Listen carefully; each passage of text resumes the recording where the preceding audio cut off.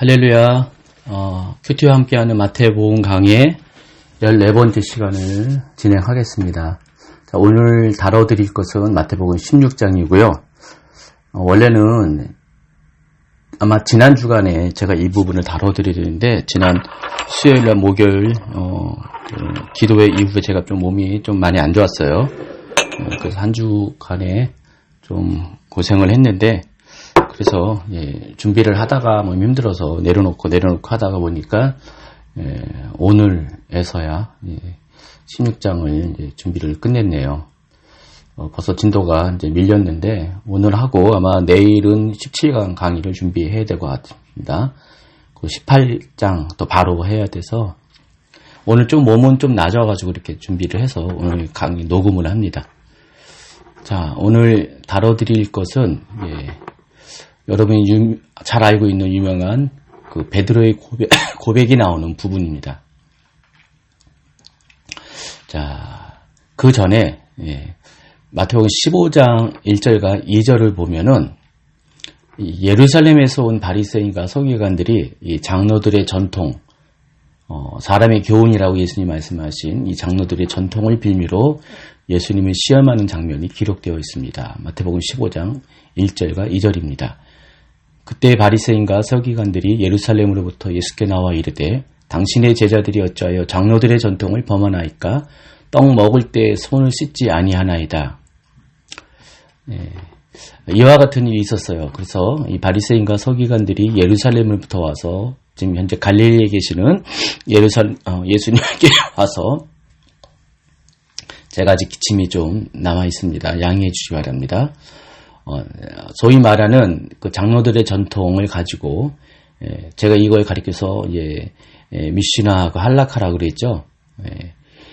토라를 해석한 주석과 같은 이야기입니다. 그렇지만 이건 하나님 말씀은 아니죠.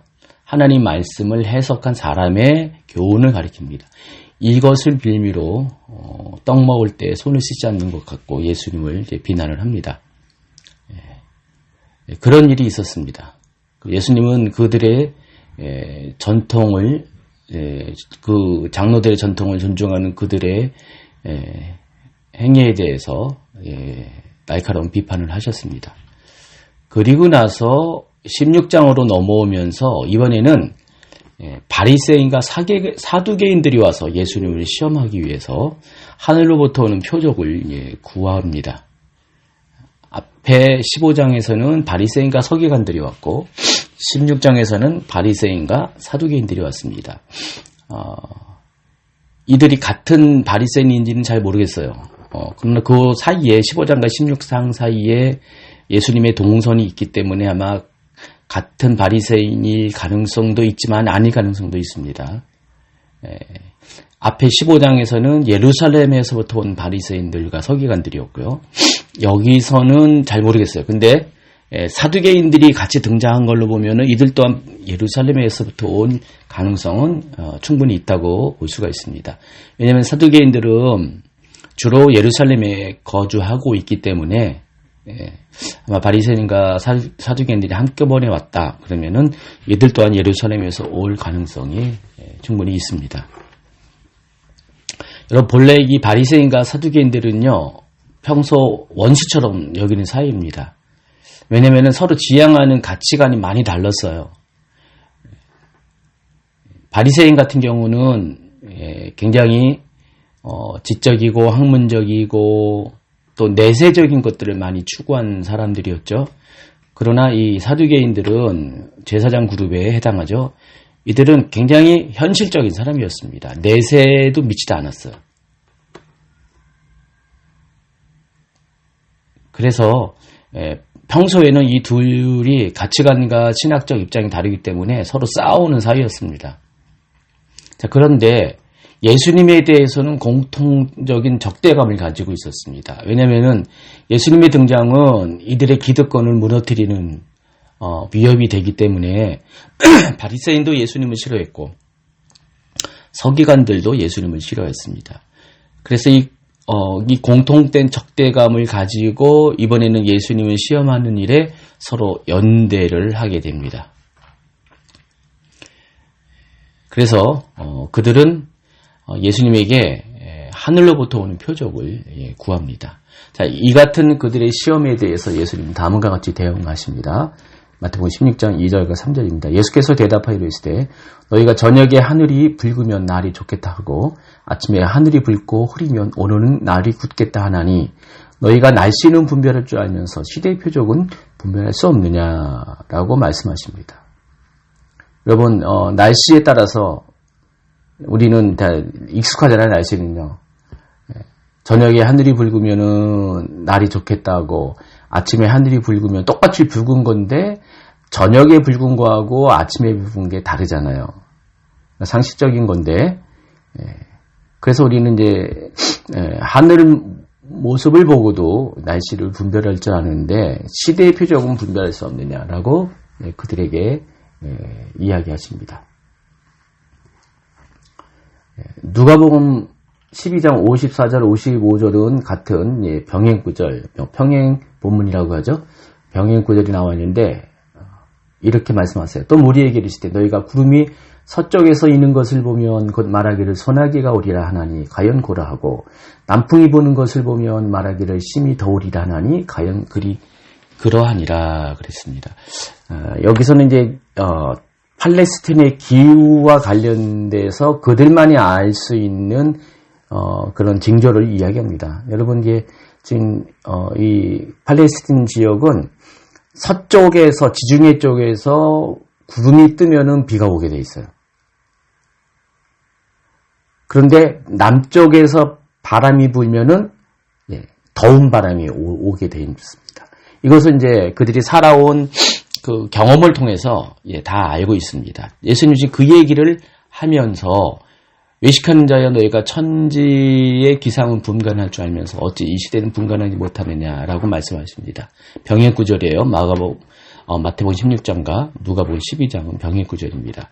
그러면서 예수님은 이와 같이 날씨는 분별할 줄 알면서 기상 상황은 분별할 줄 알면서 표적을 통해서 시대의 변화를 요청하는 이들의 행동에 대해서 외식하는 것이다라고 예수님 말씀하십니다. 근데 예수님이 이같이 말씀하신 까닭이 있어요. 자, 그들이 표적을 구하는 이유가 뭘까요? 바리새인들과 사두개인들이 과연 예수님을 메시아로 인정하기 위해서 표적을 구하는 걸까요? 그렇지 않습니다. 이들이 처음부터 표적을 구하는 이유는 예수님을 믿고자 함이 아니라 표적 유무와 상관없이 예수님을 넘어뜨리고자 하는, 예수님을 시험코자 하는데 초점이 맞춰져 있기 때문에 그렇습니다. 이 같은 그들의 마음의 중심을 예수님이 잘 아셨어요. 아무리 표적을 행해 본다 할지라도 어차피 그들은 믿지 않을 겁니다. 그들은 아예 고정관념을 갖고 출발한 거예요. 예수님을 믿지 않을 것이라고 고정관념을 가지고 출발한 겁니다. 어차피 표적을 나타내도 믿지 않을 그들의 자세를 너무나 잘 알고 있기 때문에 그럼에도 불구하고 표적을 보여달라는 그들의 그런 주장은 마음과 행동이 다른 외식의 행위라는 것입니다. 외식은 뭐죠? 마음과 밖으로 드러나는 행동이 다른 게 외식이잖아요. 마음은 어차피 믿지 않으면서 아무리 표적을 보여준다 해도 믿지 않을 거면서 마치 표적을 보여주면 내가 믿을 것이라는 식의 얘기를 한다는 것은 자기 자신을 속이는 외식의 행위라는 것입니다. 그래서 그들의 본심을 아시는 예수님은 악하고 음란한 세대가 표적을 구한다라는 표현으로 그들의 행동의 악함에 대해서 지적하십니다. 그러면서 그들에게 보여줄 표적은 요나의 표적밖에 없다고 말씀하십니다. 마태복음 16장 4절입니다. 악하고 음란한 세대가 표적을 구하나 요나의 표적밖에는 보여줄 표적이 없느니라 하시고 그들을 떠나가시니라. 예수님이 지금 표적을 많이 보여주셨잖아요. 예수님이 누구라는 것을 표적을 이미 보여주셨는데 아주 본격적으로 표적을 구하는 그들에게는 표적을 나타내 보이지 않는 이유는 그들의 마음이 외식된 행동을 하고 있다는 것을 아셨고 그래서 굳이 표적을 보여주실 이유가 없다는 것입니다. 표적을 나타내 보여도 어차피 믿지 않을 거니까요. 그래서 대신 예수님은 요나의 표적이 가장 예수님이 메시아인 것을 극명하는 그런 표적이 될 것이다라고 이야기하십니다. 자, 요나의 표적이 과연 뭘까요? 자, 요나의 표적은요, 마태복음 12장에서도 이미 먼저 언급된 내용입니다. 12장 38절부터 40절에 보면은, 그때도 서기관과 바리새인들이 나와서 표적 보여주기를 요청한 적이 있었는데, 예수님께서는 똑같이 그들에게 이런 말씀하셨어요. 그때 서기관과 바리새인 중 몇 사람이 말하되 선생님이 우리에게 표적 보여주시기를 원하나이다. 예수께서 대답하여 이르시되 악하고 음란한 세대가 표적을 구하냐 선지자 요나의 표적밖에는 보일 표적이 없느니라. 요나가 밤낮 사흘 동안 큰 물고기 뱃속에 있었던 것 같이 인자도 밤낮 사흘 동안 땅 속에 있으리라. 자, 이것은 여러분 다 아시죠? 여러분 바로 예수님의 십자가 달리심과 죽으심과 장사 지내심을 말하는 겁니다. 이것 자체가 표적이라는 것입니다. 요나가 뱃속에서 사흘 동안 있었던 것처럼 예수님도 그와 같이 무덤 속에서 사흘이 있다가 다시 부활하실 것이다. 이것과 같이 예수님이 그리스도라는 것을 하나님의 아들이라는 것을 증명하는 강력한 표적은 없을 것이다 라고 말씀을 하십니다. 어차피 여러 가지 기사와 이적을 행한다 할지라도 그들은 그것을 믿지 않을 것이지만은 예수님이 죽으셨다가 살아나는 그것을 보고 그것 때문에 믿을 수밖에 없을 것이다. 그 얘기를 하고 계신 것입니다. 어쨌든 악하고 음란한 세대는 이와 같이 표적을 구합니다. 악하고 음란한 것은 하나님에 대한 악함과 음란함을 의미하는데 하나님 기준에서 악하고 음란하는 것은 예수님을 불신하고 하나님 말씀을 따르지 않는 것 이게 악하고 음란한 것입니다. 세상의 기준이 아니라 하나님을 믿지 않는 것, 예수님을 믿지 않는 것, 하나님 말씀을 따르지 않는 것이 악하고 음란한 것이고 지금 이들의 행동이 그와 같은 행동을 하고 있다라는 것입니다. 여러분 자기 자신을 한번 쭉 생각해 보시기 바랍니다. 우리가 믿음이 있다고 하고 나는 믿음의 사람이라고 스스로 생각하는데 어쩌면 하나님 보시기에 악하고 음란한 세대에 속한 사람일 수도 있어요. 나 또한 바리새인들과 사두개인들처럼 행동할 때가 있다는 사실을 곰곰이 생각해 보시기 바랍니다. 예수님이 말씀하시고 또 예수님께서 우리에게 나타내 보여주시는 수많은 기사와 표적들이 있는데도 어떤 분들은요, 내가 크리스찬이라고 하면서도 예수님을 믿는다고 하면서도 실제 내 마음으로는 믿지 않는 분들이 있습니다. 하나님 나를 고쳐주실 것이다. 하나님이 내 인생에 새로운 돌파구와 반전을 주실 것이다. 뭐 여러 가지 하나님이 약속을 하셨어요. 근데 실제로는 믿지 않아요. 그리고 하나님은 그런 사람들에게 기적을 일으켜주지 않습니다. 하나님이 실제로 기적을 일으켜줘도 하나님으로부터 온 것이라고 또 인정하지 않는 사람들도 적잖이 있습니다. 그 모든 사람들이 악하고 음란한 세대에 속한 사람입니다. 다른 사람 얘기하는 것이 아니라 우리들 이야기예요. 우리들 안에도 이와 같은 악하고 음란함이 있다는 것입니다. 하나님을 불신하고 하나님 말씀을 약속을 신뢰하지 않는 것, 이게 악하고 음란한 세대의 특징, 그리고 우리 안에 또 이것이 있다는 사실을 아시기 바랍니다. 그래서 예수님께서는 이들을 보고 마음속으로 깊이 탄식했다 그랬습니다. 또 다른 병의 구절인 마가복음 8장 12절에는요, 그게 나와 있어요. 마가복음 8장 12절이 있겠습니다. 바리새인들이 나와서 예수를 힐난하며 그를 시험하여 하늘로부터 오는 표적을 구하거늘 예수께서 마음속으로 깊이 탄식하시며 이르시되 어찌하여 이 세대가 표적을 구하느냐 내가 진실로 너희에게 이르노니 이 세대의 표적을 주지 아니하리라 하시고, 자, 이런 세대를 바라보시는 예수님의 안타까운 마음이 이 구절에는 잘 표현되어 있습니다. 예수님이 지금 이와 같이 우리도 보고 계실 수가 있다는 사실을 아시기 바랍니다. 표적과 상관없이 예수님을 믿고자 하는 순수한 마음을 예수님은 원하십니다. 우리가 아무리 기적을 행한다 할지라도 기적을 보고도 믿지 않은 세대에 살고 있어요. 그래서 예수님이 진정 바라는 것은 설령 기적이 없다 할지라도 예수님을 신뢰하고 예수님을 믿고자 하는 순수한 마음을 예수님은 찾으신다는 것입니다. 이 세대 가운데 그런 게 없음을 보시고 마음속으로 깊이 탄식하셨다는 것입니다. 오늘날도 여러분 예수님으로 탄식하게 하는 그런 사람이 되어서는 안 됩니다. 여러분이 그런 사람이 되어서는 절대로 안 됩니다. 아멘. 자, 이 장면은요, 마태복음에 나와 있는 칠병이의 기적을 행하신 다음에 배를 타시고 갈릴리 바다 건너편 유대인 지경으로 이동하신 후에 발생한 사건입니다. 마태복음 15장 38절, 39절에는 먹은 자는 여자와 어린이 외에 4,000명이었더라. 예수께서 무리를 흩어보내시고 배에 오르사 마가단 지병으로 가시니라 그랬습니다. 또 제자들과 함께 배에 오르사 달마누다 지방으로 가시니 바리새인이 나와서 예수를 힐난하고 그를 시험하여 하늘로부터 오는 표적을 구하거늘. 마가단 지경, 달마누다 지경, 정확하게 어느 곳을 이야기하는지는 모르지만은 대략적으로 이 두 지명이 의미하는 곳이 갈릴리 바다 서편의 유대인 지경으로 추정합니다. 아마 티베리아 쪽일 가능성이 많습니다. 게네사렛 근처에 마리아의 고향인, 여기 성경에 나와 있는 막달라 마리아 아시죠? 그 마리아는 막달라 출신의 마리아예요. 아마 그 막달라일 가능성이 크다고 연구자들이 이제 추정을 합니다.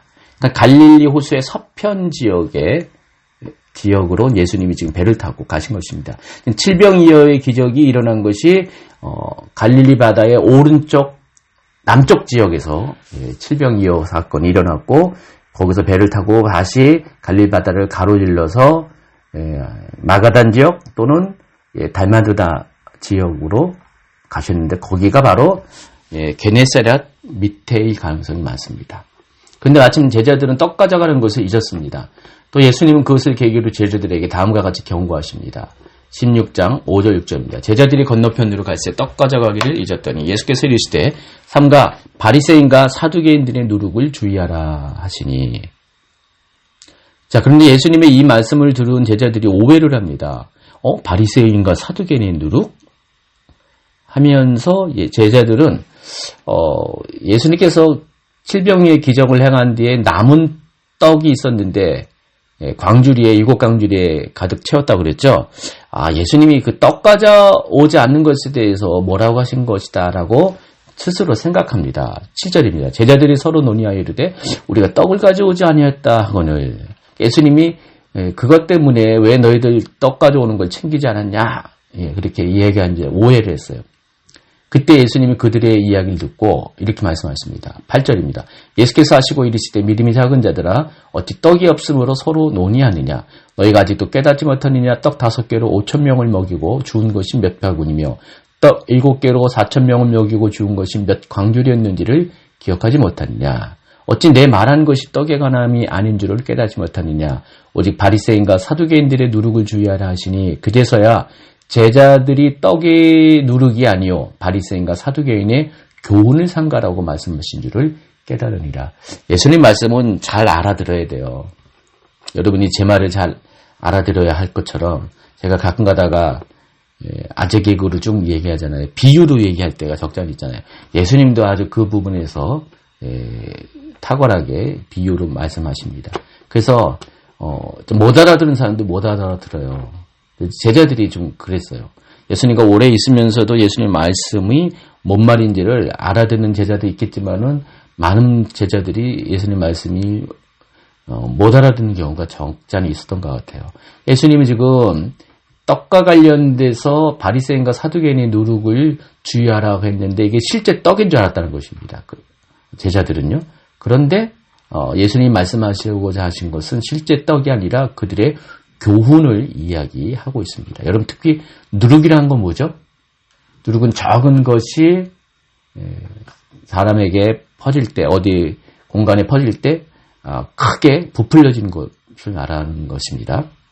그래서 바리새인과 사두개인들이 가르침이 공동체를 그렇게 부풀러 오르게 전염시키는 그런 악영향을 끼칠 수가 있거든요. 그래서 그것을 조심하라고 말씀하십니다. 자, 그러면은 바리새인과 사두개인들의 교훈이 구체적으로 무엇을 가리킬까요? 대표적인 것이 바로 앞전에 마태복음 15장에서 소개한 장로들의 전통을 가리킵니다. 장로들의 전통 아시죠? 미시나와 할라카와 같은 그렇게 토라를 재해석해서 실생활에 적용시킨 주석을 말합니다. 그런데 이것은 하나님 본래 말씀은 아니에요. 본래 말씀을 사람의 생각을 집어넣어서 주석한 겁니다. 적용시키는 겁니다. 어떤 거는 잘 적용시킬 수가 있지만 어떤 것은 하나님의 뜻에 근본 뜻에 맞지 않냐는 그런 것도 있습니다. 그것이 자칫 사람들로 하여금 하나님의 뜻보다는 인본적인 것, 인간적인 것에 치중하게 만드는 잘못된 길로 인도할 수가 있어요. 이것을 조심하라는 것이죠. 그래서 하나님의 가르침이 아닌 사람의 교훈은 마치 맹인이 맹인을 인도할 때 서로 구덩이에 빠지게 하는 것 같은 어리석은 행위라고 말씀하십니다. 마태복음 15장 14절입니다. 군양들아 그들은 맹인이 되어 맹인을 인도하는 자로다. 만일 맹인이 맹인을 인도하면 둘이 다 구덩이에 빠지리라. 자기도 맹인인데 맹인이 또 다른 맹인을 인도하면 어떻게 해요? 길이 보이지 않는 상태에서 또 다른 맹인을 인도하면 똑같이 구덩이에 빠질 수가 있어요. 지금 바리새인들이 하는 행동이 그와 같다는 것입니다. 하나님의 뜻을 제대로 알지 못하면서도 본래 하나님이 말씀하시고자 하는 아버지의 뜻이 뭔지도 모르면서 어설프게 자기들이 아는 자기들 생각을 가지고 사람들을 그 길로 따라서 가라 그러면은 자칫 구덩이에 빠지는데 자기뿐만 아니라 자기가 인도하는 사람조차도 구덩이에 빠지게 한다는 것입니다. 자, 이제 16장 13절로 갑니다. 이 장면 후에 예수님은 갈릴리를 떠나서 이스라엘 최북단에 있는 빌립보 가이사랴 지방으로 이동하십니다. 예수께서 빌립보 가이사랴 지방에 이르러, 그럼 이 빌립보 가이사랴는요, 헤롯 대왕의 아들 중에 빌립이라는 사람이 있습니다. 이 빌립이 분봉왕으로 통치하는 지역에 나름대로 수도 역할을 하는 겁니다. 빌립이 분봉왕으로 통치하는 지역이 어디였죠? 갈릴리 호수 동북단 쪽이었고요. 그리고 그 북쪽에 헬몬산 밑에 있는 이들의 지방이었습니다. 그래서 이 지역을 통치하는 이 빌립이 자기의 이름과 또 로마의 황제명이죠. 보자명인 이 시저와 결합해가지고 이 지역을 빌립보 가이사라라고 명명해서 새롭게 도시를 건설합니다. 신도시입니다. 로마식 신도시. 이게 빌립보 가이사랴입니다. 이 빌립보 가이사랴 지역은요, 이스라엘의 최북단 지역에 해당합니다. 그리고 여기는요, 굉장히 살기 좋아요. 여러분 여기 한번 빌립보 가이사랴 쪽에 한번 가보세요. 여러분이 상상하고 있는 이스라엘과는 확 다릅니다. 여기는 살림도 우거지고요. 물도 많고요. 덥지도 않고요. 굉장히 살기 편한 그런 지역입니다. 이 지역에다가 도시를 건설했습니다. 자, 그런데 이곳은 유대인보다는 이방인들이 더 많이 사는 지역이었습니다. 그래서 수리아 출신의 이방인과 그리스 계통의 이방인들이 여기 거주자가 되었습니다. 그래서 여기는 유대인 지역이 아니에요. 철저하게 이방인 지역입니다. 그래서 이곳은 우상 숭배가 아주 극심한 지역이었습니다. 그래서 여기 가면은요, 여러 신들이 많이 있어요. 제우스 신전도 있고요. 당시 황제였던 아우구스투스를 섬기는 신전이 있었고요. 또 여기 그 유명한 판신이라고 있는데 여러분 잘 모르죠? 판신. 판신은 풍요와 다산의 신이고 살림의 신입니다. 그래서 염소를 닮았습니다. 그 사탄의 상징인 바포멧이 요 판신과 비슷하게 생겼어요.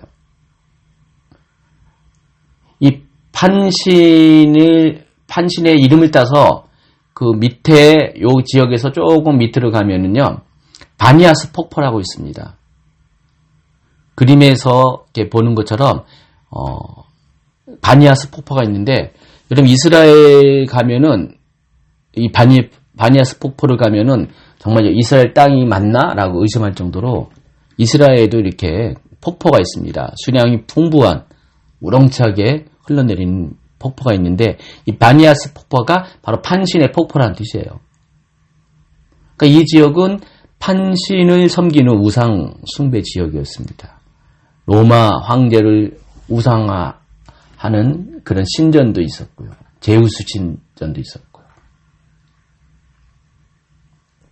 이 지역에 이렇게 로마식 도시가 생기면서 우상 숭배가 아주 극심했습니다. 예수님이 이 지역을 간 거예요. 요단강의 수원지가 바로 여기도 있습니다. 여기에. 여기에서부터 흘러내리는 요단 물이 쭉 내려와서 요단강을 이루고 있거든요. 그림에서 보는 것처럼 요 지역 안에 수원지가 있습니다. 한번 여기 가보시면은요, 지금도 물이 그대로 있습니다. 물이 바로 그 예전에 그 빌립보 지역의 유적 앞에 바로 이렇게 물길이 그대로 남아 있습니다. 자, 이곳에서 예수님은 자신을 가리켜서 사람들이 누구라고 부르는지에 대해서 질문합니다. 16장 13절 후반부입니다. 제자들에게 물어 이르시되 사람들이 인자를 누구라 하느냐. 앞서 마태복음 10장의 오병이어의 기적과 무리를 걷는 기적 이후에 예수님은 점차 자신의 존재를 사람들에게 드러내기 시작합니다. 그래서 오병이어의 기적을 통해서는 자신이 메시아임을, 또 무리를 걷는 기적을 통해서는 하나님의 아들이라는 고백을 이끌어내십니다. 그리고 15장에 이방인들을 대상으로 하는 칠벽이어의 기적이 있었습니다. 그리고 이제 16장에 이르러서 이곳 빌립보 가이사랴에서는 직접적으로 자신이 누구인지를 질문하십니다. 사람들의 대답은 다음과 같습니다. 14절 이르되 더러는 세례 요한, 더러는 엘리야, 어떤 이는 예레미야나 선지자 중에 하나이다. 그런데 이 모든 대답은 예수님이 듣기를 원하는 정답은 아니었습니다. 사람들은 예수님의 존재에 대해서 정확히 알지 못했어요. 예수님은 세례 요한이 아닙니다. 엘리야도 아니고요. 예레미야나 선지자 중에 하나도 아닙니다. 그래서 예수님은 그동안 예수님과 함께 했던 제자들, 예수님이 누구인지를 지켜봤던 제자들에게 너희는 나를 누구라 하느냐 묻습니다. 이때 제자 중 베드로가 나섭니다. 역사적인 고백을 합니다. 16절 시몬 베드로가 대답하여 이르되 주는 그리스도요 살아계신 하나님의 아들이시니이다. 바로 이것이 베드로의 고백이 예수님이 듣기를 원하셨던 답입니다. 이 고백 안에는요, 예수님의 신성과 인성이 담겨져 있어요. 예수님은 그리스도로 이 땅에 오셨습니다. 완벽한 인간으로 오셨고요. 또 예수님은 하나님의 아들로서 이 땅에 오셨습니다. 예수님의 신성을 의미하죠. 그래서 이 고백 가운데 교회가 세워집니다. 그리스도요 살아계신 하나님의 아들이라는 것은 예수님이 이 땅에 오신 목적이 무엇인지를 알게 해줍니다. 예수님은 자기 백성을 죄에서 구원하시기 위해서 그리스도로 또 하나님의 아들로서 이 땅에 오셨습니다. 여러분 예수님의 이름 예슈아라는 뜻이 구원자라는 뜻입니다. 마태복음 1장 21절에 보면은요, 아들을 낳으린 이름을 예수라 하라. 이는 그가 자기 백성을 그들의 죄에서 구원할 자이심이라 하니라. 그러니까 예수님의 이름 자체가 예수님의 사역을 의미해요. 예수님의 사역은 자기 백성을 죄에서 구원하시고자 이 땅에 오셨어요. 그래서 백성을 구원하기 위해서 예수님은 그리스도로 오셔야 되고 하나님의 아들로서 이 땅에 오셔야만 했다는 것입니다. 그리스도가 아니고서는, 하나님의 아들이 아니고서는 사람들을 죄에서 구원할 사람, 그래서 영적으로 영원한 생명을 주실 그런 능력을 행할 수 있는 사람은 없기 때문에 그렇습니다. 그런데 베드로가 그와 같은 고백을, 예수님이 정확하게 누구인지를 아는 정확한 고백을 하게 되었습니다. 자, 이 얘기를 들으신 예수님이 깜짝 놀라셨습니다. 그리고 이렇게 말씀하십니다. 예수께서 대답하여 이르시되 바요나 시몬아 내가 복이 있도다. 이를 내게 알게 한 이는 혈육이 아니요 하늘에 계신 내 아버지시니라. 자, 이와 같은 대답을 하는 것이 복이 있는 사람이라는 것입니다. 지금까지 예수님이 누구라는 것을 명확하게 아는 사람이 별로 없었어요. 사람들은 뭐라고 했어야 할까요? 엘리야다, 세례 요한이다, 예레미야다, 선지자 중에 하나다 그랬는데 사람들은 다 예수님을 그렇게 알고 있었는데 예수님이 정말 그리스도요 살아계신 하나님의 아들이라는 것을 그 세대 가운데 안다는 것은 복 있는 사람이 아니고서는 알 수가 없다는 것입니다. 예수님, 하나님이 알게 해줬기 때문에 이것을 알게 됐다는 것입니다. 그리고 그것을 알게 된 것 자체가 복이라는 것입니다. 여러분, 예수님이 누구인지를 여러분 아십니까? 내가 더듬어서 예수님이 누구인지를 알아갈 수도 있어요. 그런데 내가 더듬지 않고서도 하나님의 나로 하여금 예수님이 누구인지를 알게 한다는 것은 복 있는 사람이라는 것입니다. 여러분, 믿음의 크기와 신앙의 성장은요, 아는 것과 비례합니다. 그러니까 예수님에 대해서 내가 얼마큼 아느냐에 따라서 예수님에 대한 믿음도 비례하게 성장한다는 것입니다. 더 중요한 것은요, 내가 예수님을 아는 것은 궁극적으로 영생을 결정하게 합니다. 요한복음 17장 3절입니다. 영생은 곧 유일하신 참 하나님과 그가 보내신 자 예수 그리스도를 아는 것이니이다. 여러분, 영생은요, 유일하신 하나님과 그가 보내신 예수 그리스도를 아는 것. 하나님과 예수님을 알아야지 우리가 영원한 생명을 얻을 수가 있다는 것입니다. 그런데 하나님께서는 베드로에게 그것을 알게 해준 거예요. 그러니까 베드로가 복 있는 사람이라는 것입니다. 여러분도 그렇게 되기를 예수님을 축원합니다. 여러분도 예수님이 누구인지 잘 아셔야 돼요. 하나님이 어떤 분이라는 것을 아시기 바랍니다. 그리야 할 때 여러분이 영원한 생명을 얻게 됩니다. 자, 이어서 예수님은 베드로의 이름을 바꿔주십니다. 또 내가 네게 이르노니 너는 베드로라. 베드로의 본래 이름은 뭐였죠? 시몬입니다. 시몬. 시몬은 헬라어로 시므온에서 히브리어로 시므온일 헬라식 발음 표기입니다. 시몬입니다. 시므온은 여러분 잘 알고 있는 이름이잖아요. 야곱의 아들의 이름이고요. 이스라엘 지파의 이름입니다. 근데 요한의 아들이라고 했어요. 바요나 시모나. 베드로는 이름은 시몬이었고요. 시므온이었고요. 그의 아버지는 요한이었습니다. 이게 원래 베드로의 본래 이름이었습니다. 근데 예수님은 그 시몬에게 베드로라는 이름을 더하여 줍니다. 베드로는 헬라어로 페트로스라고 합니다. 남성형 단어입니다. 돌 또는 반석으로부터 떨어져 나온 돌멩이, 돌덩이를 의미합니다. 근데 이 페트로스라는 단어가 아람어로는 케파라고 부릅니다. 예수님께서는 베드로를 처음 만났을 때 장차 내가 케파라고 불릴 것이다 라고 예언하신 장면이 있어요. 요한복음 1장 42절. 데리고 예수께로 오니 예수께서 보시고 이르시되 내가 요한의 아들 시몬이니 장차 게바라 하리라 하시니라. 게바는 번역하면 베드로라. 게바는 아람식의 이름이고요. 이게 헬라어로는 베드로라는 것입니다. 페트로스.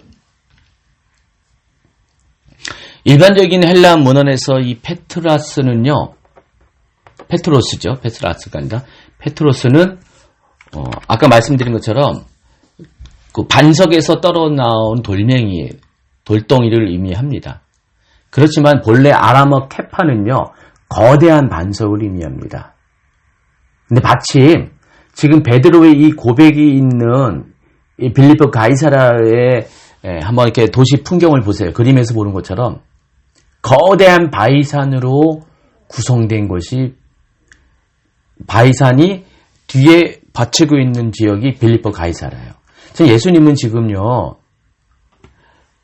제우스 신, 아우구스투스 황제 신전, 또 판신의 신전이 즐비했던, 우상 숭배가 즐비했던 이 곳에서, 이곳을 둘러싸고 있는 거대한 반석이 있는 곳에서 너희는 나를 누구라 하느냐 물었을 때 시몬이 주는 그리스도요 살아계신 하나님의 아들입니다라는 고백을 할 때 예수님은 그 시몬의 이름을 너는 이제부터 페트라스라고 이렇게 말씀하십니다. 베드로라고 부릅니다. 너는 바로 저기 눈에 보이는 반석과 같은 그와 같은 사람이다. 눈에 보이는 저 케파와 같은 그런 사람이다라고 지금 베드로의 이름을 지어주었다는 것입니다. 그리고 이와 같은 반석과 같은 믿음의 고백 이외에 교회를 세울 것이라고 선언합니다. 마태복음 16장 18절입니다. 내가 이 반석 위에 내 교회를 세우리니 음부의 권세가 이기지 못하리라. 천주교에서는, 로마 카톨릭에서는 그래서 교회가 베드로, 이 말씀을 가지고 베드로 위에 세워진 거다라고 이야기합니다. 그래서 교황권을 강조하는데 이 구절을 이용하는데 아닙니다. 여기서 말한 이 반석은 베드로가 한 고백을 말하는 겁니다. 믿음의 고백을. 주는 그리스도요 살아계신 하나님의 아들입니다. 예수님께서 지금 교회를 세운다고 했는데, 에클레시아를 세운다고 했는데, 이 에클레시아는 베드로는 한 사람 위에 세워지는 것이 아니라 베드로가 한 이 고백 위에 세워지게 된다는 것입니다. 그럼 마태복음 7장으로 가면은요, 뒷부분에 예수님께서 이런 말씀을 하세요. 그때 내가 그들에게 밝히말하되, 아니죠. 24절입니다. 그러므로 누구든지 나의 이 말을 듣고 행하는 자는 그 집을 반석 위에 지은 지혜로운 사람 같으리니 비가 내리고 창수가 나고 바람이 불어 그 집에 부딪히되 무너지지 아니하나니 이는 주초를 반석 위에 놓은 까닭이요. 이 반석은 똑같은 페트라스인데 이 반석은 뭘 가리킵니까? 예수님의 말씀을 듣고 행하는 행위를 반석이라고 이야기합니다. 이것도 역시 말씀과 관련되어 있어요. 믿음의 고백을 행동화하는 것과 관련되어 있습니다. 하나님의 교회는요, 예수님의 교회는 믿음의 고백 위에 세워지는 것입니다. 그리고 고백을 행동으로 나타내 보이는 삶을 통해서 교회가 세워지는 것입니다. 교회는 어느 한 사람에게 세워지는 것이 아니라 이와 같은 믿음의 고백들이 서로 연합된 에클레시아를 통해서 세워집니다. 에클레시아라는 게 회중을 의미해요. 회중. 눈에 보이는 어떤 가시적인 건물을 의미하는 게 아니라 이 교회는요, 회중을 의미합니다. 그래서 이 믿음의 고백이 있는 한 이 하데스의 권세, 음부의 권세가 절대로 이기지 못할 것이다. 여러분이 그는 그리스도의 살아계신 하나님이라는 이 고백을 하게 되면은요, 절대로 사탄의 나라는 하나님 나라를 무너뜨릴 수가 없습니다. 건물로서 교회는 무너질 수가 있어요. 그러나 이 고백 위에 세워진 에클레시아는 절대로 무너질 수가 없다는 것입니다. 마태복음 16장 19절입니다. 내가 천국 열쇠를 내게 주리니 땅에서 무엇이든지 매면 하늘에서도 매일 것이요 내가 땅에서 무엇이든지 풀면 하늘에서도 풀리리라. 이 베드로의 고백을 한 후에 예수님께서는 천국 열쇠까지 주신다고 그랬어요. 천국 열쇠는 과연 뭘까요? 천국에 들어가는 문을 여는 열쇠를 말하는 겁니다. 그 열쇠만 갖고 있으면 천국에 입장이 가능한 거예요. 그러니까 천국 열쇠는 천국에 들어가는 결정적인 조건을 가리키는데 그게 뭘까요? 베드로의 믿음의 고백이에요. 주는 그리스도의 살아계신 하나님의 아들이라는 이 믿음의 고백이 천국 문을 여는 열쇠가 된다는 것입니다. 그 천국은 예수님을 베드로가 고백한 것이 그리스도의 살아계신 하나님의 아들로 인정하는 사람들이 들어가는 곳입니다.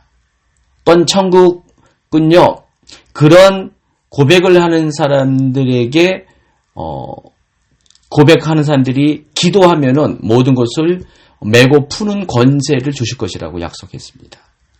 마태복음 18장에 보면은요, 마태복음 16장 19절과 비슷한 말이 있습니다. 18장 18절 이하입니다.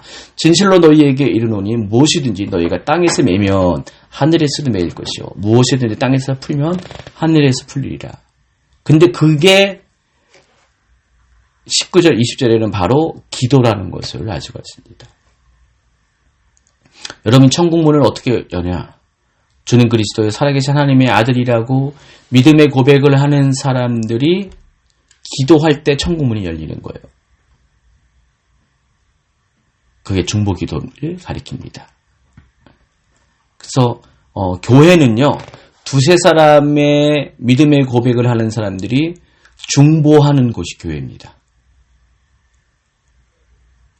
그래서 믿음의 고백을 하는 사람들의 기도를 들었을 때 하나님께서는 그들의 기도를 듣고 그들이 땅에서 무엇이든지 매면은 하늘에서도 매이게 하실 것이고 무엇이든지 풀면은 하늘에서도 풀어주신다는 약속을 하신 것입니다. 우리는 기도를 통해서 믿는 자의 고백을 통해서 사탄의 권세를 묶을 수가 있습니다. 그리고 하늘의 능력과 축복을 풀어낼 수가 있습니다. 여러분 그렇게 되시기를 예수님의 이름으로 축원합니다.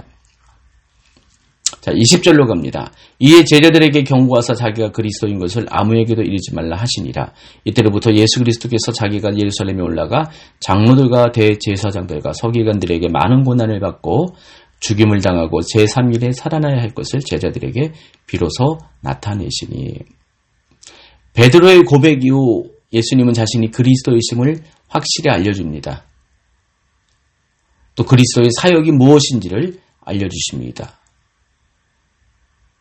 고난을 받고 죽임을 당하고 3일 만에 살아날 이것이 그리스도로서 예수님의 사역입니다.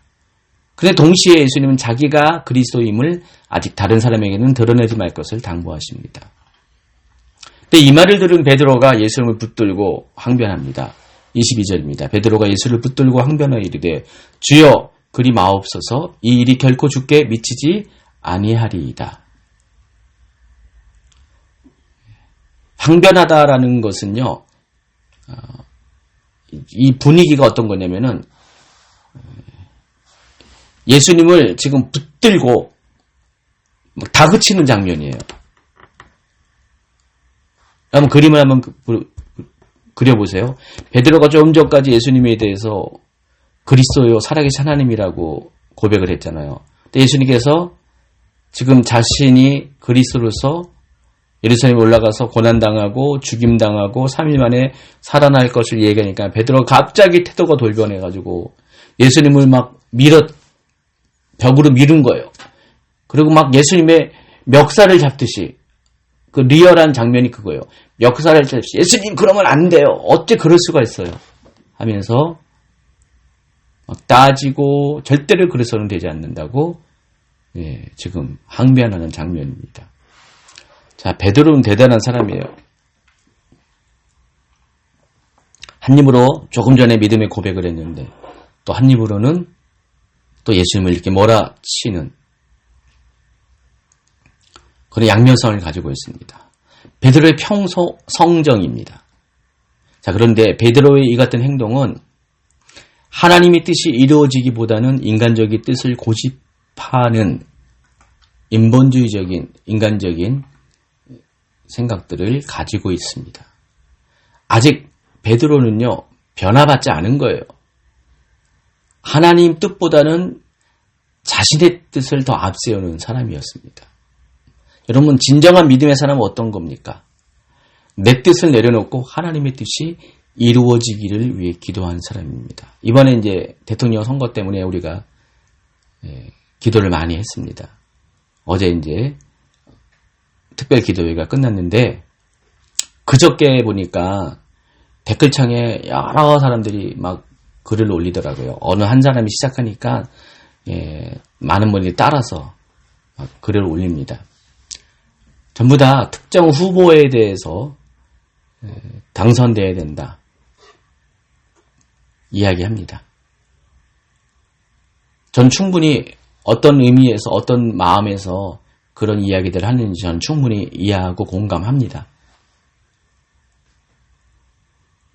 근데 만약에 그들이 기도한 대로 결과가 이루어지지 않았으면 어떻게 될까요? 아마 지금 베드로처럼 하나님을 멱살을 잡으려고 하는 사람이 있을 거예요. 하나님 그럴 수가 있어요. 하나님 왜 내 뜻대로 안 되고 하나님 왜 이게 뭡니까? 이게 말이 안 되죠. 라고 말할 수 있는 사람이 많이 있다는 것입니다. 다른 사람 얘기일까요? 아니에요. 여러분 얘기예요. 여러분도 충분히 그럴 수가 있다는 것입니다. 이건 아직 베드로의 수준에 마태복음 16장에 있는 베드로의 수준에 머무른 사람의 특징입니다. 좀 더 성숙한 사람은요. 그 다음 단계로 나가야 돼요. 내 뜻보다는 하나님의 뜻이 이루어져야 돼요. 우리가 기도할 때도 내 뜻보다는 하나님의 뜻이 이루어지는 것을 초점 삼아 기도를 해야 돼요. 여러분, 여러분이 원하는 후보가 대통령이 안 돼도 그것도 하나님의 뜻일 수가 있습니다. 우리는 지금 다 몰라요. 하나님의 뜻이 최종적인 하나님의 뜻이 무엇인지 우리는 몰라요. 우리는 과정 중에 있습니다. 그건 우리는 하나님을 신뢰해줘야 돼요. 존중해줘야 돼요. 하나님이 어떻게 행하든 간에 내 뜻과 다른 결과가 나와도 하나님의 뜻을 신뢰해줘야 돼요. 다만 우리가 해야 될 것은 하나님의 뜻이 내 뜻보다는 하나님의 뜻이 이루어지길 위해서 그렇게 겸손하게 기도하는 것이 하나님의 사람의 모습이라는 것입니다. 우리도 알지 모르게 우리는 하나님의 일을 생각하지 않고 사람의 일을 생각하는 경우가 많이 있다는 사실을 한 번 더 생각해 보시기 바랍니다. 23절입니다. 예수께서 돌이키시며 베드로에게 이르시되 내 뒤로 물러가라. 너는 나를 넘어지게 하는 자로다. 내가 하나님의 일을 생각하지 아니하고 도리어 사람의 일을 생각하는도다. 그래서 베드로와 같이 되지 않기 위해서는요. 하나님을 많이 알아야 돼요. 하나님의 뜻에 대해서 알기에 힘써야 된다는 것입니다. 그리고 하나님의 뜻을 알게 되면은 아버지의 뜻을 위해서 기꺼이 내 뜻을 내려놓는 것이 성숙한 믿음의 사람이 나아가야 될 다음 수준의 단계라는 것입니다. 그런 측면에서 아직 베드로는요, 열정은 있었어도요, 믿음은 있었어도 그 단계까지는 성숙하지 못한 것입니다. 이윽고 예수님은 제자의 길이 어떤 것임을 알려줍니다. 마태복음 16장 24절입니다. 이에 예수께서 제자들에게 이르시되 누구든지 나를 따라오려거든 자기를 부인하고 자기 십자가를 지고 나를 따를 것이니라. 예수님을 따르는 것은요, 내 뜻을 주장하는 것이 아니라 내 뜻을 내려놓는 것입니다. 자기를 부인한다는 것은 내가 원하는 거, 내 성향, 내 가치관, 내 견해, 내 뜻, 모든 것들을 내려놓는 것을 의미합니다. 그리고 십자가를 지는데 예수님의 십자가 아니라 자기 십자가를 지는 거예요. 여기 모두 다 자기라는 단어가 사용되어 있어요. 예수님을 따르는 제자의 길은 모두 자기 자신이 감당해야 될 몫이 있다는 것입니다. 여러분, 남이 나를 구원시켜 준 것이 아니라 나의 결정으로 내가 구원을 받는 것입니다. 내 믿음으로 영생을 취하는 것입니다. 제자의 삶도 마찬가지입니다. 내 믿음의 결단으로 걸어가는 것입니다. 누가 대신 짊어지는 십자가 아니라 내가 짊어져야 될 십자가입니다. 실제로 예수님이 돌아가시고 성령이 임하시고 제자들이 변화받아서 성령이 사람이 되었을 때 본격적으로 정말 예수님이 말씀하신 제자의 삶을 살게 되는데 그들 모두 다 자기 십자가를 지는 삶을 살았습니다. 우리가 믿음의 성장이 이루어지면요, 우리는 우리의 십자가를 기꺼이 짊어질 수 있는 그런 사람으로 반드시 변화가 될 것입니다. 그렇지만 그러한 사람에게는 영원한 생명이 주어지게 됩니다. 그리고 예수님이 영광 중에 다시 오실 때 그 영광에 참여하는 자가 될 수 있습니다. 25절 이하입니다. 누구든지 제 목숨을 구원하고자 하면 잃을 것이요, 누구든지 나를 위하여 제 목숨을 잃으면 찾으리라. 사람이 만일 온 천하를 얻고도 제 목숨을 잃으면 무엇이 유익하리요? 사람이 무엇을 주고 제 목숨과 바꾸겠느냐? 인자가 아버지의 영광으로 그 천사들과 함께 오리니 그때 각 사람이 행한 대로 갚으리라. 진실로 너희에게 이르노니 여기 서 있는 사람 중에 죽기 전에 인자가 그 왕권을 가지고 오는 것을 볼 자들도 있느니라. 자, 이와 같이 자기를 부인하고 자기 십자가를 지고 예수님을 따라가는 자들에게는 그 길을 걸을 때는 고통이 있지만 그 결국은 이와 같이 아버지의 영광에 동참하는 자, 예수님이 왕권을 가지고 다시 오실 때 그것을 볼 수 있는 자가 될 수 있게 이끌어 주신다는 것입니다. 여러분 모두가 그렇게 되시기를 예수님의 이름으로 축원합니다. 아멘. 자, 오늘 여기까지 하겠습니다.